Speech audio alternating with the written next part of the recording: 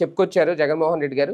కానీ పార్టీలో మిగిలిన నాయకుల మీద మాట్లాడింది ఇప్పటివరకు ఎప్పుడు నోరు విప్పంది. ఇప్పుడు ఈయన గురించి ఇలా మాట్లాడడం అంటే ఆయనకు ఆ పొజిషన్ ఇచ్చారు.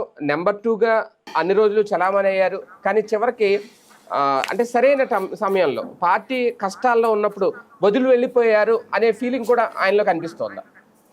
ఇప్పుడు ఆ లెక్కనైతే కష్టాల్లో ఉన్నప్పుడే కదా ఆయన తోడు నిలబడింది కూడా. అంతకుముందు మొదట జరిగినప్పుడు జైలుకి వెళ్ళినప్పుడు, అంతకుముందు ఫస్ట్ ట్రిప్ ఓడిపోయినప్పుడు కూడా తోడు నిలబడ్డారు కదా. బేసిక్గా ఏంటంటే విజయసాయి రెడ్డికి పవర్ అలవాట్లేదు, రాజకీయం అలవాట్లేదు. రాజకీయం ఒకసారి అలవాటు అయిన తర్వాత ఆయన కూడా రాజకీయం నేర్చుకున్నారు. ఏంటంటే ఇప్పుడు ఆయన వయసు రీత్యా చూస్తే వాళ్ళు వెళ్ళి జైల్లో కూర్చునే ఓపిక లేదు.